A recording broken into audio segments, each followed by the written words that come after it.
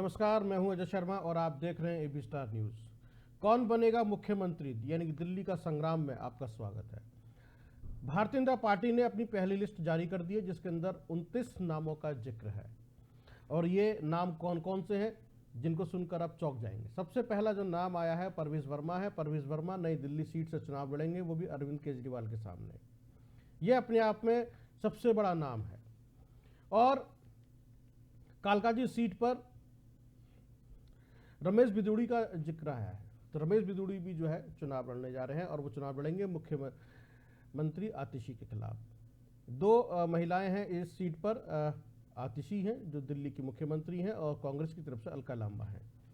तो आखिरकार ये जो पहली लिस्ट है ये कितनी इंपॉर्टेंट है भारतीय जनता पार्टी की और इसमें किस तरीके के चेहरों का या कैसे समीकरण बिठाए गए हैं, राजनीतिक समीकरण, सामाजिक समीकरण, जिसके आधार पर भारतीय जनता पार्टी आम आदमी पार्टी को चुनौती देती हुई दिखाई दे रही है। तो दो नामों का मैंने जिक्र किया जिसके अंदर एक है परवेश वर्मा और दूसरे रमेश बिधूड़ी। ये दो ऐसे बड़े नाम हैं जिसने सभी को चौंकाया है और ये कहा है कि ये मुकाबला बहुत रोचक होने वाला है। वैसे उपाध्याय भी इस चुनाव ताल ठोक रहे हैं और वो अवध ऊर्जा के सामने होंगे। फिलहाल पूरा क्या समीकरण है इसके ऊपर पूरी चर्चा करेंगे। चर्चा शुरू करने से पहले देख लेते हैं अपनी एक रिपोर्ट, वो क्या कह रही है। राजधानी दिल्ली में विधानसभा चुनाव को लेकर तैयारियां पूरे जोर शोर से चल रही है। इसी बीच दिल्ली विधानसभा चुनाव को लेकर बीजेपी ने प्रत्याशियों की पहली लिस्ट जारी कर दी है। इसमें 29 उम्मीदवारों के नाम शामिल है। बीजेपी के इस लिस्ट में आम आदमी पार्टी के अरविंद केजरीवाल और दिल्ली के मुख्यमंत्री आतिशी के खिलाफ भी बीजेपी ने अपने प्रत्याशियों के नाम का ऐलान किया है। बीजेपी के इस लिस्ट में अरविंद केजरीवाल के खिलाफ परवेश वर्मा को टिकट दिया गया है। वहीं दिल्ली के सीएम आतिशी के खिलाफ बीजेपी से रमेश बिधूड़ी को मौका मिला है। बीजेपी ने गांधीनगर सीट से दिल्ली कांग्रेस के अध्यक्ष रह चुके अरविंद सिंह लवली को मौका दिया है। तो वहीं इसके अलावा मालवीय नगर से बीजेपी के अध्यक्ष रह चुके सतीश उपाध्याय को चुनावी मैदान में उतारा है। बीजेपी के लिस्ट के मुताबिक दिल्ली की बिजवासन सीट से कैलाश गहलोत को टिकट मिला है, जिन्होंने हाल ही में आम आदमी पार्टी छोड़कर बीजेपी ज्वाइन की थी। वहीं पटपड़गंज विधानसभा सीट से रविंद्र नेगी को टिकट दिया गया है, जिन्होंने पिछले विधानसभा चुनाव में मनीष सिसोदिया के खिलाफ अच्छी लड़ाई लड़ी थी। इसके अलावा बीजेपी ने दिल्ली की रिठाला सीट से कुलवंत राणा को चुनावी मैदान में उतारा है। वहीं आदर्श नगर से राजकुमार भाटिया, बादली से दीपक चौधरी, मंगोलपुरी से राजकुमार चौहान, रोहिणी से विजेंद्र गुप्ता, शालीमार बाग से रेखा गुप्ता, मॉल टाउन से अशोक गोयल, खरोल बाग से दुष्यंत कुमार गौतम, वहीं पटेल नगर से राजकुमार आनंद को टिकट मिला है। राजधानी दिल्ली में तो ये हमारी रिपोर्ट जिसमें आपको जानने के लिए मिला कि कौन कौन से चेहरे हैं जो पहली लिस्ट में शामिल किए गए हैं। इसी के ऊपर एक खास पैनल मेरे साथ जुड़ेगा और चर्चा करेंगे, समझेंगे कि भारतीय जनता पार्टी की चुनौती कितनी कड़ी है, कितनी मजबूत है। भारतीय जनता पार्टी की तरफ से अविरल मलिक और नरेश शर्मा आम आदमी पार्टी की तरफ से, शाकिर अली कांग्रेस की तरफ से। आप तीनों का स्वागत है। आम आदमी पार्टी के प्रवक्ता से शुरुआत करेंगे। नरेश शर्मा, कैसी चुनौती मान रहे हैं भारतीय जनता पार्टी की?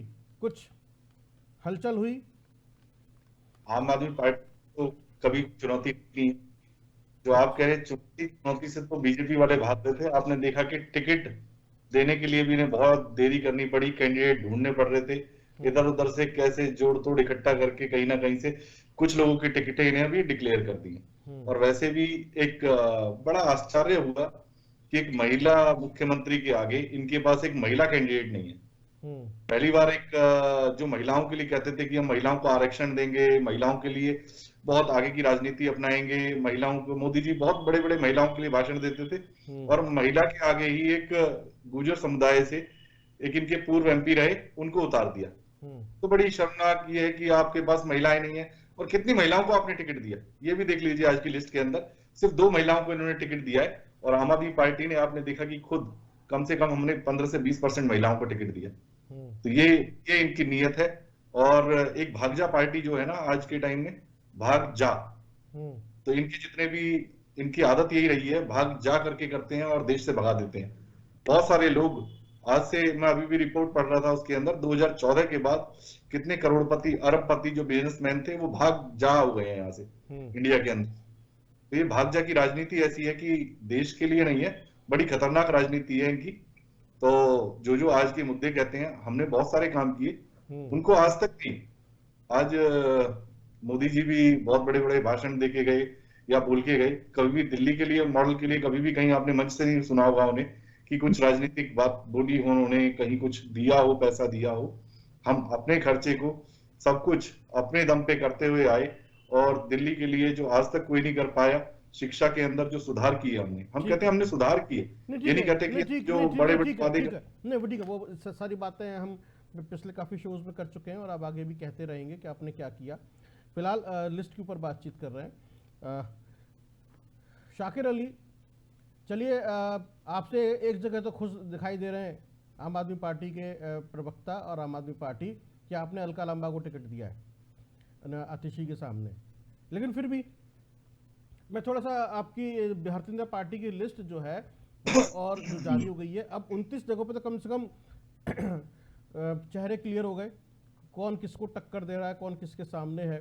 तो इन्हीं 29 चेहरों पर बात कर लेते हैं। 29 सीटों पर आखिरकार आतिशी के सामने अलका लांबा को आपने उतारा है ना, और संदीप दीक्षित वाली सीट पर, नई दिल्ली की सीट पर परवेश वर्मा, संदीप दीक्षित और ये अरविंद केजरीवाल। इन दोनों सीटों को थोड़ा गणित समझने की कोशिश करते हैं। दोनों वीआईपी सीट है और बहुत ही जबरदस्त सियासी संग्राम होने वाला है। तो अलका लांबा की टक्कर और भारतीय जनता पार्टी की जो लिस्ट जारी हुई है उसको लेकर पहला रिएक्शन आपका।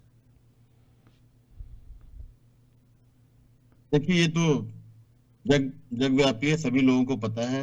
ये तीनों नाम बहुत ही जबरदस्त नाम है। और मैं बता दूं कि कांग्रेस को जिस तरह से लोगों ने जिस तरह से प्रचंड बहुमत आम आदमी पार्टी को मिली थी, और आम आदमी पार्टी और बीजेपी की आपस की लड़ाई ये बता रहा है। इन लोगों के बहस का मुद्दा हो रहा है शीश महल, 15 लाख का घोटाला, मतलब घोटाले की लड़ाई, पैसे की लड़ाई।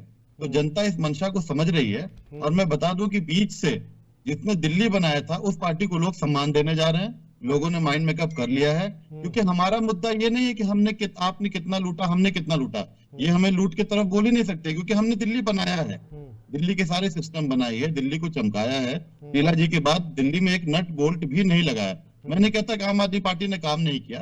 आम आदमी पार्टी ने तो कम से कम एटलीस्ट रेवड़ियां बांटी, बीजेपी की तरह हवाबाजी नहीं की। 15 लाख, 50 लाख, 150 लाख, मतलब लाखों लाख पूरा देश बेचने का। और अभी 2 दिन पहले इन्होंने पिटारा खोल दिया है। झुग्गी झोपड़ी से प्यार हो गया, गरीबों से प्यार हो गया है। तो वो गरीब, क्या वो गरीब नहीं है जिनकी झुग्गी झोपड़ी इनकी बुलडोजर से उड़ाया जाता है? तो इनके जो नीति है, मुंह में राम बगल में छुरी, दिल्ली की जनता को समझ में आ गया। दिल्ली की जनता इस बार बिल्कुल रिवर्स रिजल्ट देने जा रही है। रिवर्स रिजल्ट देने जा रही है, चलिए ठीक है, ये आपका ओपनिंग कमेंट है कि रिवर्स रिजल्ट देगी दिल्ली की जनता। अविरल मलिक, देख लीजिए जी, दोनों में कहीं ना कहीं सॉफ्ट कॉर्नर तो है, वो रेवड़ियों को भी तारीफ तो कर ही रहे हैं। तो वैसे कहा जा रहा था कांग्रेस और भारतीय जनता पार्टी मिल गए आपस में पीछे से, बैकडोर से, लेकिन ऐसा कुछ दिखाई नहीं दे रहा आज की इस बातचीत में। तो और पहली जी नहीं, देखो जहां तक विषय है भारतीय जनता पार्टी का, भारतीय जनता पार्टी विकास की बात करने वाली पार्टी, हम डेवलपमेंट के आधार पर चलने वाले लोग हैं। और जिस प्रकार से यहाँ आम आदमी पार्टी के नेता, आम आदमी पार्टी के प्रवक्ता मौजूद हैं, इन्हें कम से कम बताना चाहिए। इन्होंने कहा था वर्ष 2025 से पहले मां यमुना को स्वच्छ कर दिया जाएगा। तो 2025 से पहले मां यमुना को आखिर स्वच्छ क्यों नहीं किया? ये वादा अरविंद केजरीवाल जी के द्वारा किया गया था। अरविंद केजरीवाल जी पीसी के माध्यम से इसका उत्तर क्यों नहीं दे रहे? और रही बात जिस प्रकार से शाकिर जी यहाँ मौजूद हैं, तो शाकिर जी की पार्टी का दिल्ली प्रदेश में तो खैर कोई वजूद नहीं है, लेकिन हाँ, मैं इस बात को जरूर कहना चाहूंगा कि पी चिदम्बरम जी ने भी उसका जवाब नहीं दिया था और माइक खिसकाकर सुप्रिया सुले जी की ओर कर दिया था। जब पत्रकार बंधु ने, पत्रकार मित्र ने एक सवाल पूछा था अडानी के विषय पर, क्योंकि आप अडानी और अंबानी चिल्लाने का कार्य करते हैं, लेकिन तेलंगाना की आप ही की सरकार ने अडानी के साथ एमओयू साइन कर लिया था, तो उस विषय पर आप उत्तर नहीं देंगे। लेकिन हाँ, अडानी और अंबानी का आरोप भारतीय जनता पार्टी के ऊपर लगाने का कार्य अवश्य करेंगे। लेकिन जहां तक विषय है भारतीय जनता पार्टी का, जिस प्रकार से अगर बात कर ली जाए पूर्ववर्ती चुनावों की, पूर्ववर्ती चुनाव के आधार पर यदि देखा जाए, Aam Aadmi party plus Congress Party plus INDI गठबंधन इज इक्वल टू 0 सीट्स आई थी 7 लोकसभा सीट में से। उस आधार पर अगर देख लिया जाए तो 7 लोकसभा सीट में 7 लोकसभा सीट पर भारतीय जनता पार्टी जीती थी।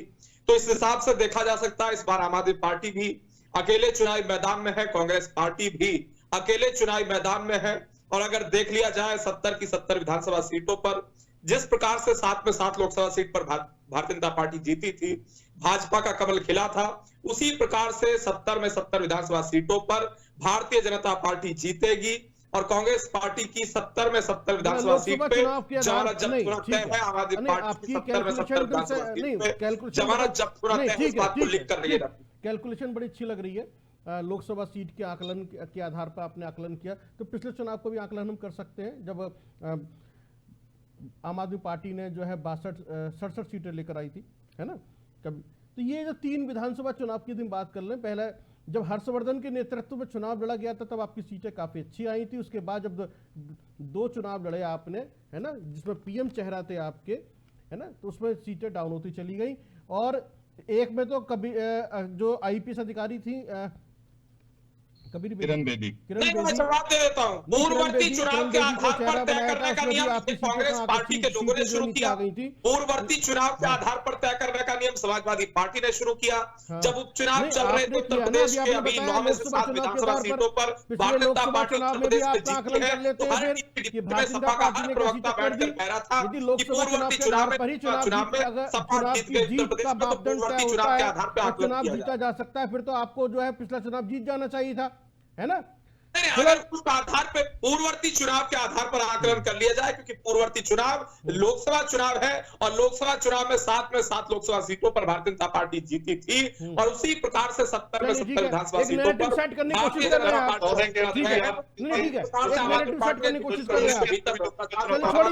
पार्टी को बढ़ावा दिया, बेरोजगारी और महंगाई को बढ़ावा दिया, वो सबके मध्य में। अविरल मलिक लोकसभा सीट की बजाय तो विधानसभा पे आ जाते हैं।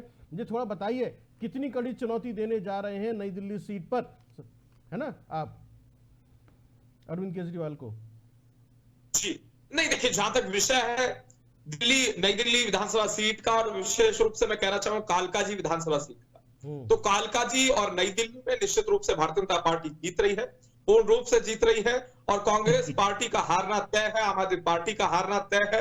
और आम आदमी पार्टी का जहां तक विषय है तो सीट पर अरविंद केजरीवाल जी की जमानत भी नहीं बच रही है। कालकाजी में जिस प्रकार से आतिशी मारना जी का विषय है तो उनकी जमानत भी नहीं बचेगी। जमानत पॉलिटिकल भाषण नहीं चाहिए, मुझे समझना है, जनता को समझना है वो कौन सा ऐसा मुद्दा है नई दिल्ली सीट पर जहां आपको लगता है कि बस अब आम आदमी पार्टी इसको काउंटर नहीं कर पाएगी, कांग्रेस इसको काउंटर नहीं कर पाएगी, आप जीत जाएंगे, बताइए। जी नहीं, देखिए बहुत अच्छा सवाल है। देखिए जहां तक विषय है आम आदमी पार्टी का, अरविंद केजरीवाल जी के द्वारा अनेकों वादे किए गए, जनता को झूठ बोलने का कार्य किया गया, झूठे अनेकों वादे किए गए। तो निश्चित रूप से दिल्ली का हर व्यक्ति, दिल्ली की आवाम, दिल्ली की जनता, दिल्ली का प्रत्येक सिटीजन, दिल्ली का प्रत्येक वोटर जानता है कि किस प्रकार से केजरीवाल जी सफेद टोपी लगाकर, लंबी शर्ट पहनकर, सादी पैंट पहनकर और जिस प्रकार से टूटी चप्पल पहनकर जनता के मध्य में आए थे, अन्ना आंदोलन के माध्यम से निकल कर आए थे, अन्ना हजारे जी के कंधे पर बंदूक चलाते हुए शीला दीक्षित जी को जेल भेजने की बात करते हुए, मुलायम सिंह यादव जी हो, मायावती जी हो, तमाम सारे नेता हो, कपिल सिब्बल जी हो, चिदम्बरम जी हो, सबको भ्रष्टाचारी बताते हुए, एक डायरी लेकर घूमते हुए जिस प्रकार से राजनीति में इनका आगाज हुआ था, ये आए थे आम आदमी के रूप में। लेकिन ये आम आदमी खास आदमी बन गए तो जनता ने वो भी देखा, और खास आदमी फिर जेल आदमी में किस प्रकार से बीच में कन्वर्ट हो गए थे वो भी सब लोगों ने देखा। और जहां तक विषय आम आदमी का, उत्तर से दक्षिण तक, पूर्व से पश्चिम तक मैं पूरा भारत घूम चुका, लेकिन मुझे ऐसा कोई आम आदमी नहीं मिला जो इस प्रकार की बात करता हो और Z+ सुरक्षा के मध्य में रहता, जो इस प्रकार की बात करता हो, झूठे वादे करता हो, जो कहता हो कि वो सरकारी मकान भी नहीं लेगा, और सरकारी मकान आप छोड़िए वो शीश महल लेकर बैठ जाता हो, जो कहता हो कि वो एक गदर भी उठेगा, कोई सुरक्षा नहीं लेगा, जनता के मध्य में रहेगा, और Z+ सुरक्षा से लेकर पॉलिटिकल मंच की तरह बात करते हो भाई। मैं पूछ रहा हूं आपसे, थोड़ा बताइए हमारे दर्शकों को, परवेज वर्मा में से या संदीप दीक्षित में से सबसे ज्यादा कड़ी चुनौती किसको मान रहे हैं? जी नहीं, देखिए जहां तक विषय भारतीय भाई इनको रोकिए, ये इन्होंने तो वन साइडेड कर दिया, सबसे जमानत जब्त करा दिया। ये अभी नौजवान आदमी है, अपने गर्मजोशी से बात करते हैं, लेकिन बात में कहां किधर जा रहे हैं? पश्चिम से पूर्व, उत्तर से दक्षिण, संपूर्ण भारत पे इन्होंने नारंगी एक रंगा, अरे इन्हें तो पता नहीं है अविरल मलिक जी को कि तिरंगा क्या होता है। संपूर्ण भारत में तो एक रंगा लहरा देते हैं, ये नारंगी क्या बात करेंगे? ये नौजवान आदमी है, अच्छी बात कर लेते हैं, अच्छे उल्टा के तरफ बोलना शुरू कर दिया। लेकिन इन्हें जानकारी की बहुत अभाव है। इन्हें पता नहीं कि संदीप दीक्षित कौन है। संदीप दीक्षित जी इनकी उम्र के डबल उम्र का राजनीति कर चुके हैं। दिल्ली को बसाने वाले में उनका एक नाम है, बनाने वालों में नाम है। संदीप दीक्षित के बारे में इनको क्या पता, अलका लांबा के बारे में इन्हें क्या पता? ये तो जमानत सब करने के लिए बैठे हैं। अरे भाई जमानत पता है आपको? जमानत पता है? अभी आप नौजवान हैं, अभी आपकी पार्टी ही नवजात है। आपकी पार्टी क्या बात का, आप खुद नौजवान है, पार्टी नवजात है, और अब बड़ी बड़ी बात करने बैठ जाते हैं चैनल पे। लोगों का ये हमेशा आप रटे हुए तोता की तरह बात करने लगते हैं। अरे गंभीरता से बात कीजिए। आप मंच पे खड़े होके भाषण देते ऐसा लगता है कि आपको कोई नेतृत्व परमिशन मिलने वाला है। जनता की बात बताइए ना, आपका एजेंडा क्या है? आपका एजेंडा क्या है? आप एक मिनट, आप 7 सांसद की बात करते हैं। आपको पता है दिल्ली में 7 सांसद आपके कौन है? आपके दिल्ली के 7 सांसद का नाम पता? वो कहीं से नेता नहीं है। आपने दिल्ली के राजनीति का आप लोगों ने मजाक बना दिया। एक मिनट तो मैंने राजनीति बताता हूँ। सांसद का मतलब क्या होता है? पहले सांसद आप समझिएगा। आप भाई बैठ करके यहाँ ड्रामा कर रहे हैं। अपना सरस्वती तो की बात है। पहले तो आपकी एक बात बचाने की बात कीजिए। इंसान से जुदा करने की बात करने वाली पार्टी बात करेगी। ठीक है, आप दोनों की बातें देश सुन रहा है, दिल्ली की जनता कैसे समझेगी? आप लोग क्या कह रहे हो? ठीक है, नहीं आपको नहीं मौका दे रहा है। तो बताओ तो सांसद का अर्थ क्या होता है? सांसद की ये 7 सांसद की बात करते हैं, इनसे पूछे कौन कौन सा नेता पॉलिटिकल सांसद इनका है। एक गाना बजाने वाला था बिहार का, उसे लाके इन्होंने बना दिया सांसद। एक बेचारे ठीक है, शाकिर अली, इनके पास दिल्ली में शाकिर अली कहीं से छीन के ले आते हैं। शाकिर अली ठीक है। नरेश शर्मा, अरे ठीक है, अविरल मलिक पूरा मौका दिया काउंटर करने का मैंने आपको। रमेश बिदूरी अगर मैं होता पार्लियामेंट में तो सियासत बता देता मैं। चलिए बैठ के मुल्ला मुल्ला कर रहा था। शाकिर अली कोई बात, ठीक है, दोनों को मौका दिया है ना काउंटर करने एक दूसरे को, हो गया। मुझे तो मौका मिला ही नहीं है। आप तो अविरल जी से पूछते भी हैं, बताते भी हैं। हाँ कोई बात नहीं। नरेश शर्मा, आपसे थोड़ा समझ लेते हैं। जो भारतीय जनता पार्टी की पहली लिस्ट जारी हुई, आपसे मैं समझना चाहता हूं कि अरविंद केजरीवाल के सामने सबसे कड़ी चुनौती किसको मान रहे हैं? संदीप दीक्षित को या फिर परवेज वर्मा को? पहले तो मैं एक बात का जवाब दे देता हूं कि आप कुछ बच्चों को डिबेट के अंदर बुला लेते हैं, जिनको कहते हैं ना स्कूल के अंदर एजुकेशन बहुत जरूरी होती है, और मेहनत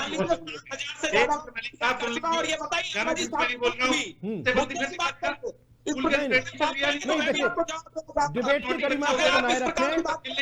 नरेश शर्मा, आप ऐसे शब्द इस्तेमाल ना करें कि बच्चे हैं क्या है, गलत बात है। नरेश शर्मा गलत बात है,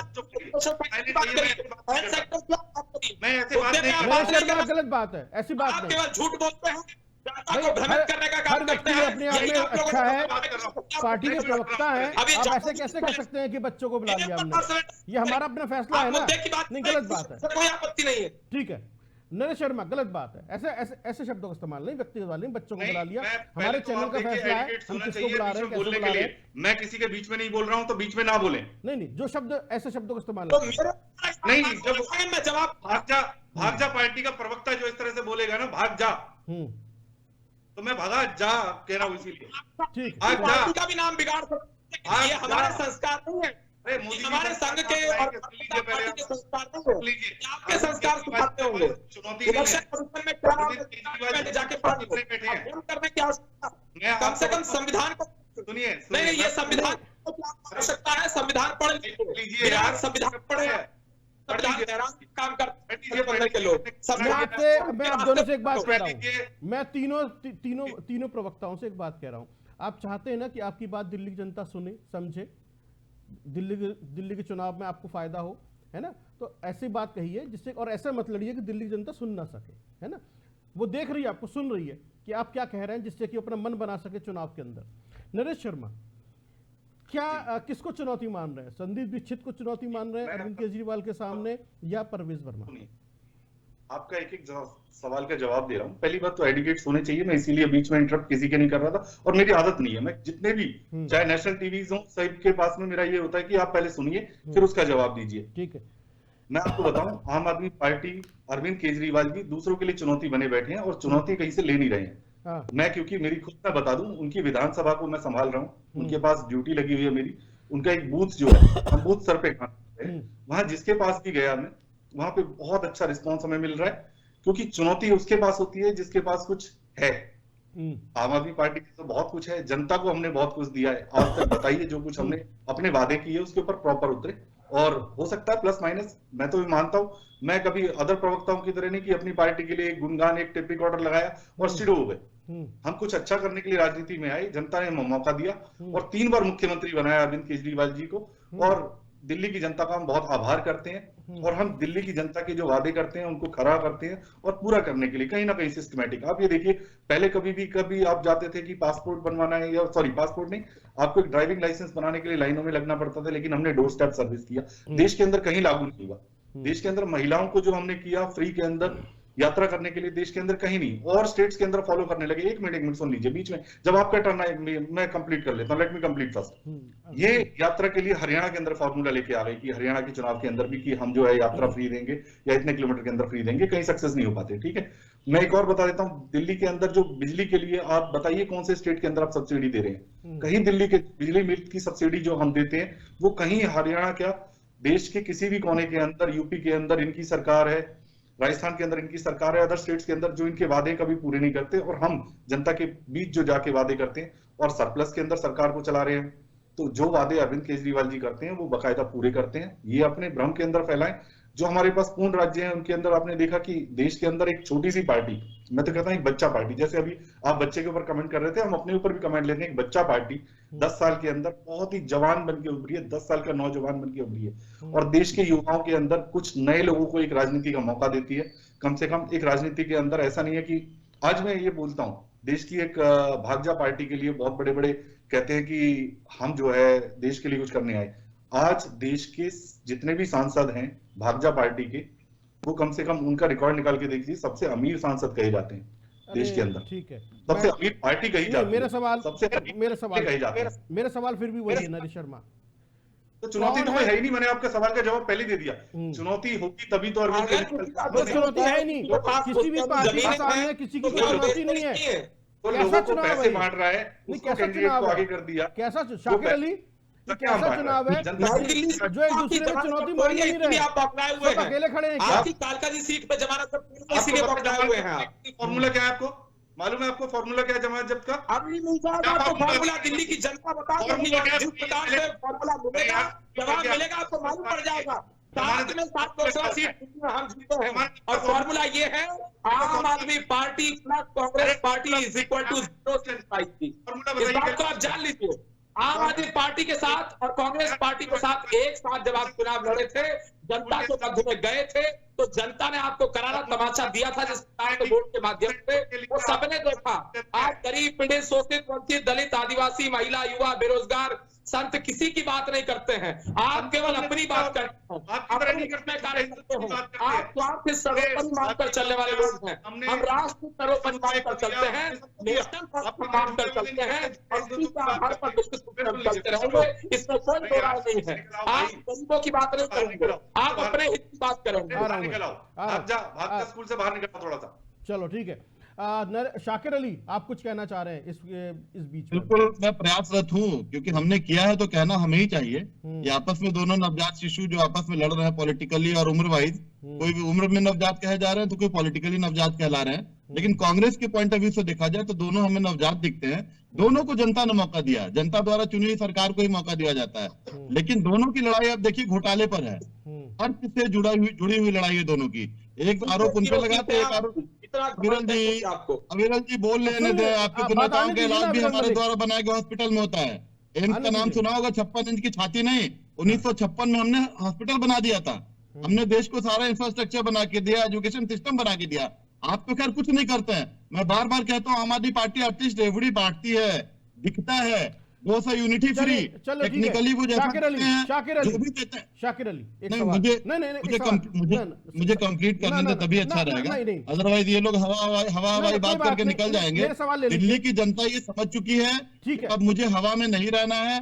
जिसने दिल्ली बनाया, जिसने दिल्ली को चमकाया, शाकिर इनके अली, पास तो ऐसे शाकिर ऐसे अली, असंवेदनशील लोग हैं। शाकिर आज अली, देश के इतने बड़े विभूति का देहांत हुआ, अरे ठीक है, डॉक्टर शाकिर मनमोहन अली, सिंह साहब का। अरे इनके चुनावी पास मंच की 2 तरह फुट बात नहीं जमीन नहीं करनी। थी इन भिखारियों के अरे पास, इन राजनीतिक लुटेरों के मंच की पास। तरह बात ये नहीं गरीबों करेंगे। का घर ले लेते हैं। शाकिर मनमोहन अली, सिंह जो देश के एक ब्रांड एम्बेसडर थे, अरे देश के सम्मान को बढ़ाने का काम ऐसे किया था, नहीं, नहीं, उनके नहीं। लिए 2 गज जमीन नहीं, नहीं दे ना, पाए। ये क्या बात करेंगे? शाकिर अली, शाकिर अली, 600 करोड़ रुपए की योजना अरे, बता रहे हैं। ऐसे नहीं। बीजेपी योजना बताने के अलावा कुछ करती है? अरे शाकिर उत्तर अली, प्रदेश चले जाइए, कैसी बात कर रहे हैं आप यहाँ पर? मुझे कहना पड़ेगा, फिर वॉइस डाउन कर दी जाए, प्लीज। आप सवाल नहीं सुनेंगे शाकिर अली। बोलना कमाल है। मैं आवाज, मैं पीछे आपसे बोल रही थी, आवाज डाउन कर दी जाए। रह के बोलना कमाल है।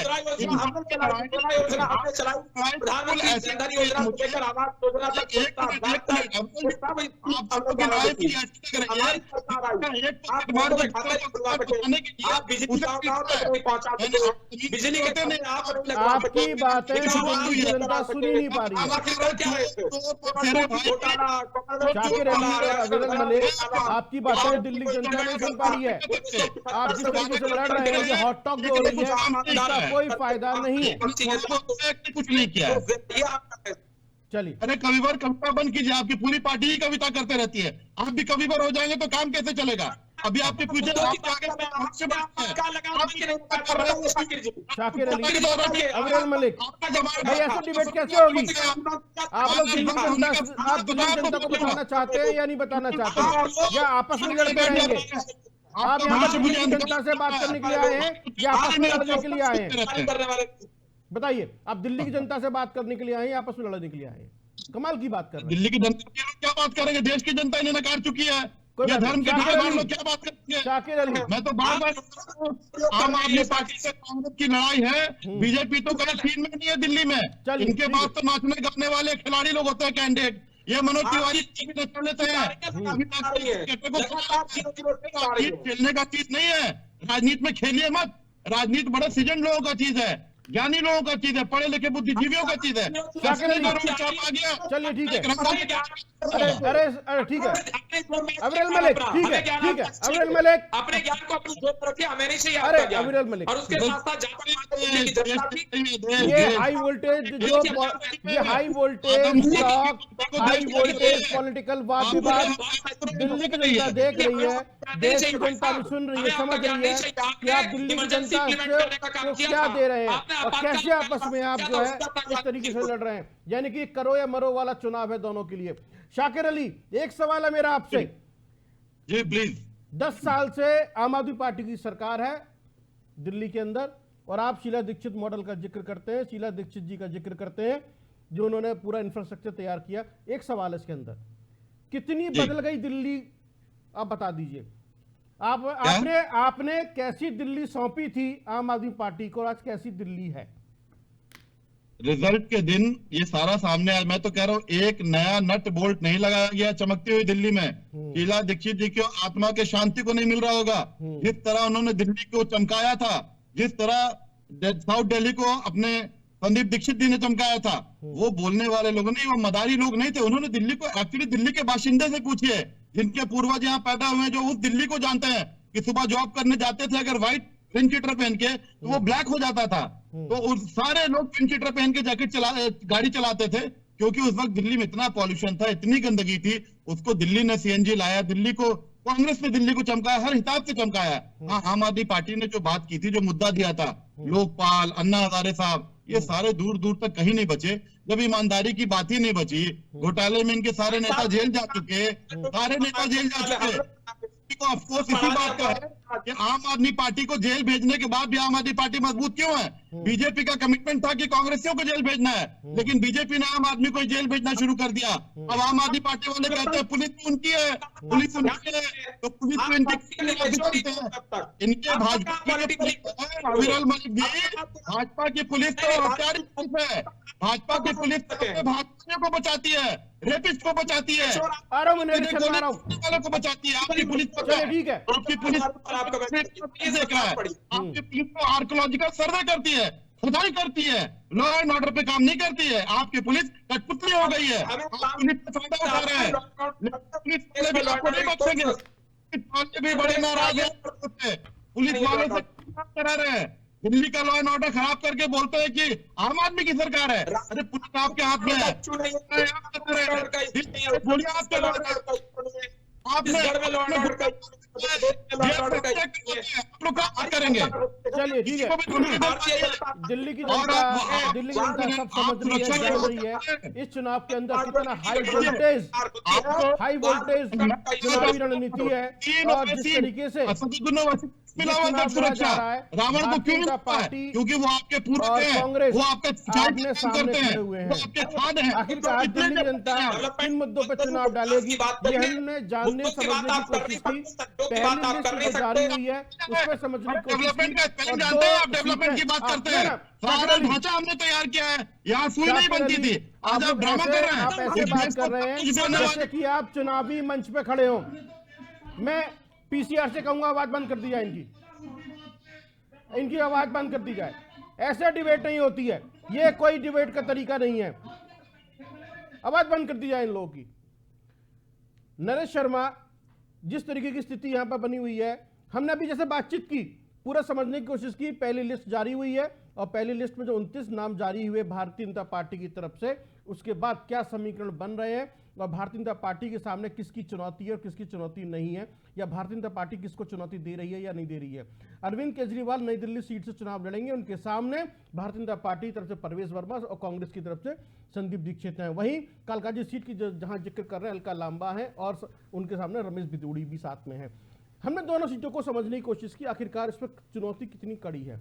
लेकिन आप देखें कि दोनों प्रवक्ता एक दूसरे के साथ जिस तरीके से शब्दों के बाण चला रहे हैं, शब्दों से लड़ रहे हैं, वो अपने आप में सोचने में मजबूर करता है कि आखिरकार दिल्ली का चुनाव कितना बड़ा चुनाव है कि एक दूसरे को बर्दाश्त नहीं कर पा रहे, सुनने के लिए तैयार नहीं है, आलोचना सुनने के लिए तैयार नहीं है। जब यदि प्रवक्ता आलोचना सुनने के लिए तैयार नहीं है और इसको एक युद्ध क्षेत्र की तरह ले रहे हो, तो क्यों ना कहें हम दिल्ली का सत्ता संग्राम। दिल्ली के अंदर कांग्रेस पार्टी वापसी करना चाहती है और भारतीय जनता पार्टी भी वापसी करना चाहती है। वहीं आम आदमी पार्टी को लगता है कि एंटी इनकम्बेंसी है, इसलिए जिस तरह की योजनाएं वो लेकर आ रहे हैं, सारी चीजें कर रहे हैं, वो थोड़ा अपने उसी को हम समझने की कोशिश कर रहे थे। और ऐसे वक्त में जब एंटी इनकम्बेंसी दिखाई दे रही हो, ये सत्ता विरोधी लहर दिखाई दे रही हो और जिस तरह के आरोप लगे हुए हैं, ऐसे वक्त में यदि भारतीय जनता पार्टी के पास में इस तरह की बातें होंगी कहने के लिए और कोई स्पष्ट संदेश या मैसेज दिखाई नहीं देता प्रवक्ताओं के पास में कि नई दिल्ली सीट पर वो कौन सा मुद्दा है जिसके ऊपर लगता है कि हाँ भारतीय जनता पार्टी कड़ी चुनौती देने जा रही है। हमने पूछा था, मौका दिया पूरा हमने, लेकिन जनता नहीं सुन पाई, समझ पाई। मैं एक सवाल पूछ रहा हूं अब आम आदमी पार्टी के प्रवक्ता से, नरेश शर्मा, आम Aadmi party soft Hindutva card खेलती हुई दिखाई दे रही है। जिस तरीके से आपने पुजारियों ग्रंथियों को सम्मान राशि देने की घोषणा की है, जिस तरह से हमें दिखाई दे रहा है, तो अल्पसंख्यक चेहरे जो जिस तरह से कांग्रेस का एक परंपरागत वोट बैंक था जो आपकी तरफ आ गया और आपने पिछले 2 चुनावों में सबसे ज्यादा सीटें जीती अल्पसंख्यकों के क्षेत्र की, इस बार उसकी बजाय आप जो है सॉफ्ट हिंदुत्व कार्ड की तरफ जाते हुए दिखाई दे रहे हैं, पुजारी और ग्रंथियों को सम्मान राशि दे रहे हैं। तो कुछ डर लग रहा है क्या आपको ये जो है वोट बैंक छिटक सकता है, कांग्रेस इसको इस पर चैन लगा सकती है, इसलिए आपने पुजारियों और जो है ग्रंथियों की तरफ चले गए आप और लगता है कि हाँ भारतीय जनता पार्टी से ये वोट बैंक छीन ले? नहीं, वोट बैंक छीनने का नहीं, हम तो पहले से ही चाह रहे थे कि ये एक प्रक्रिया थी अरविंद केजरीवाल जी की जिसको इस टर्म में लागू करना था, क्योंकि आपने देखा कि पहले पार्टी के साथ क्या क्या हुआ, किस तरह से झूठे आरोपों के अंदर जेल के अंदर डाला गया और उन आरोपों के अंदर अब बकायदा अरविंद केजरीवाल जी बाहर हैं।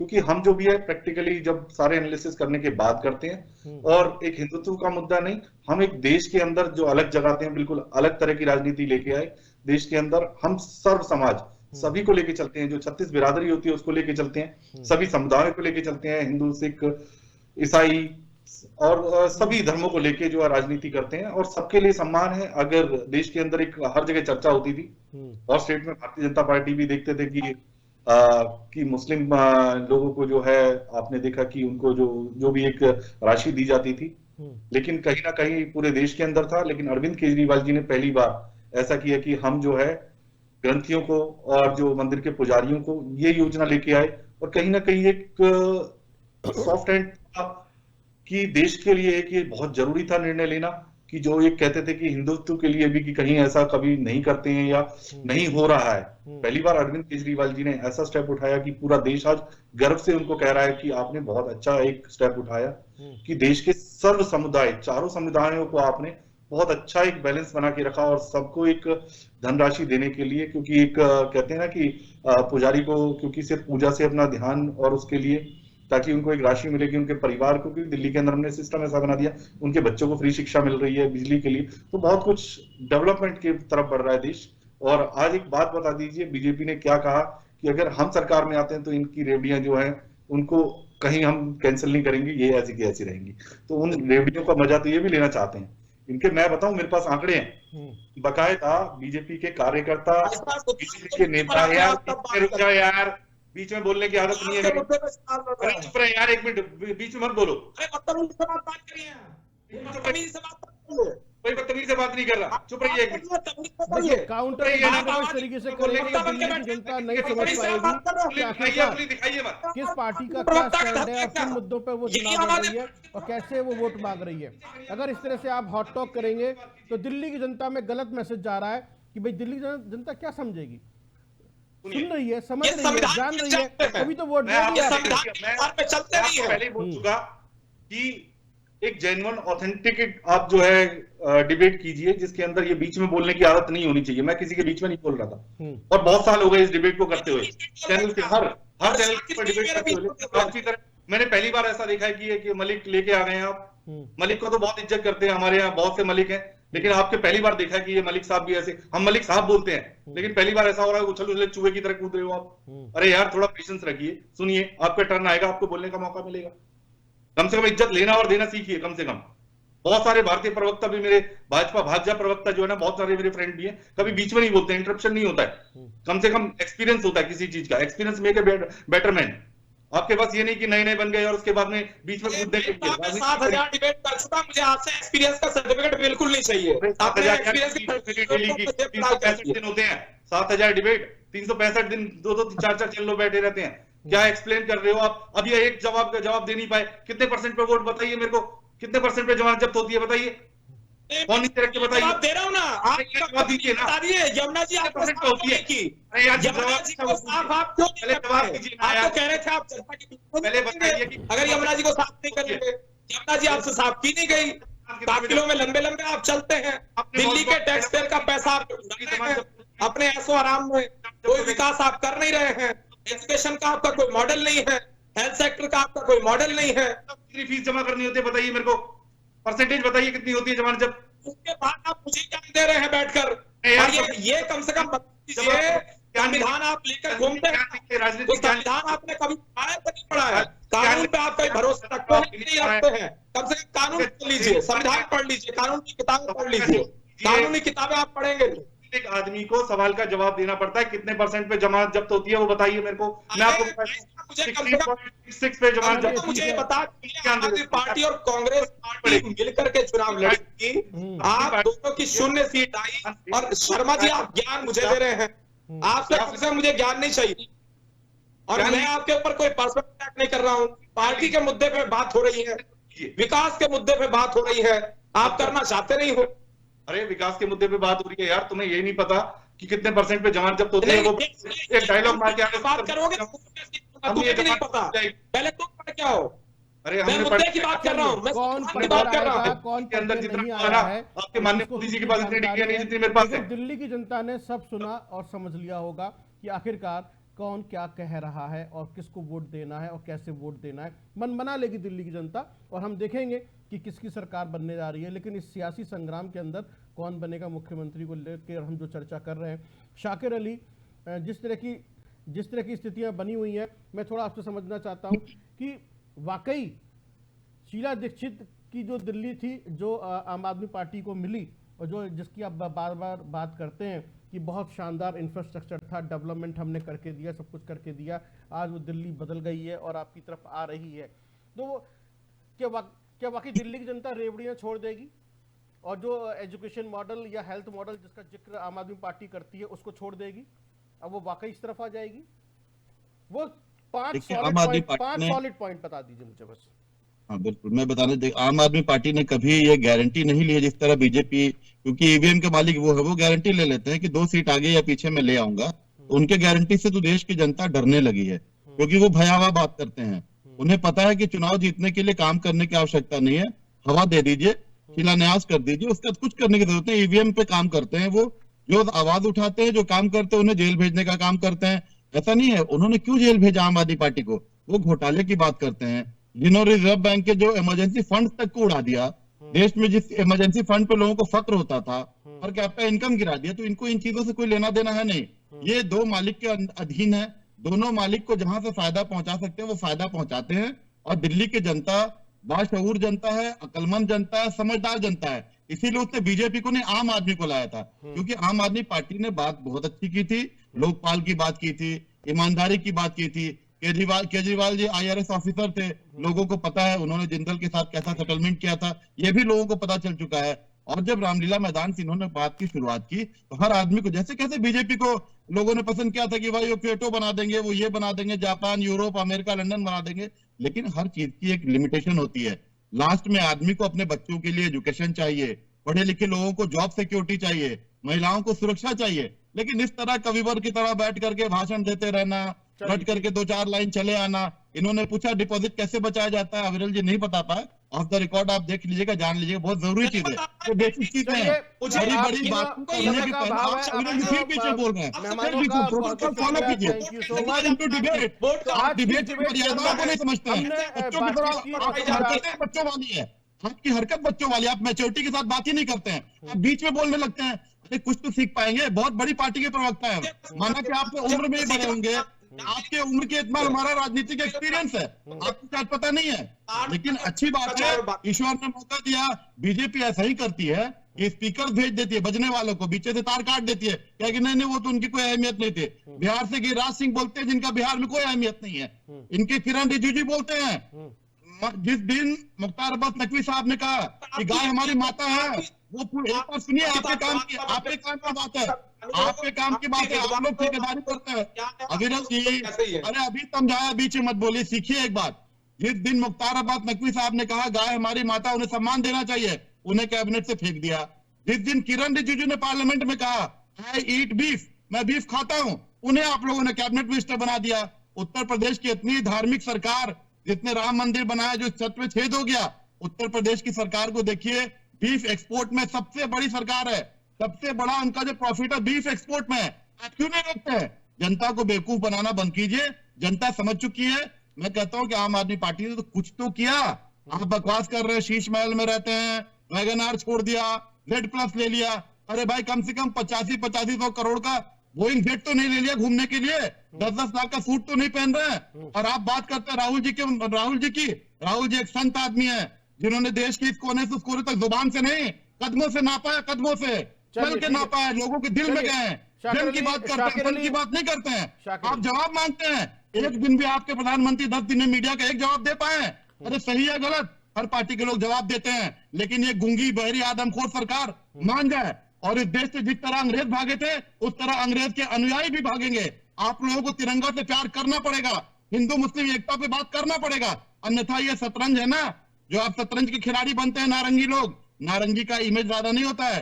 कोल्ड स्टोरेज में है तो ठीक है, बाहर निकलते ही गल जाएंगे, खत्म हो जाएंगे। देश की बात करना शुरू कीजिए, आपका सारा करियर अभी सामने पड़ा है, आप नौजवान हैं, इस तरह की जहरीली बातों को बंद करें। चलिए ठीक है, आप तीनों मेहमानों का बहुत बहुत शुक्रिया। शाकिर अली शुक्रिया, शाकिर अली शुक्रिया, नरेश शर्मा आम आदमी पार्टी प्रवक्ता शुक्रिया, और अविरल मलिक भारतीय पार्टी की तरफ आपका भी शुक्रिया। समय का अभाव है, इतना समय नहीं है कि आपको इसको चुनावी मंच बनने दिया जाए। डिबेट को डिबेट की तरह होना चाहिए, ना कि इस तरीके से कि आप एक दूसरे से लड़ जाएं और बहस में फंस जाएं। फिलहाल भारतीय जनता पार्टी की आज पहली लिस्ट जारी हुई, 29 नाम थे, जिसके अंदर कुछ नामों पर हमने चर्चा की और समझने की कोशिश की दिल्ली का चुनाव किस तरफ जा रहा है, कैसे लड़ा जा रहा है और किन मुद्दों पर चुनाव लड़ा जाएगा। लेकिन इतना जरूर समझ में आ गया, दिल्ली का सियासी पारा बहुत हाई है और तीनों पार्टियों के लिए चुनाव नाक का सवाल है। आप इन तीनों प्रवक्ताओं को देखकर समझ सकते हैं कि जीत कितनी जरूरी है और यह तय करेगी दिल्ली की जनता कि कौन बनेगा मुख्यमंत्री। देखते रहिए आप एबी स्टार न्यूज पर कौन बनेगा मुख्यमंत्री।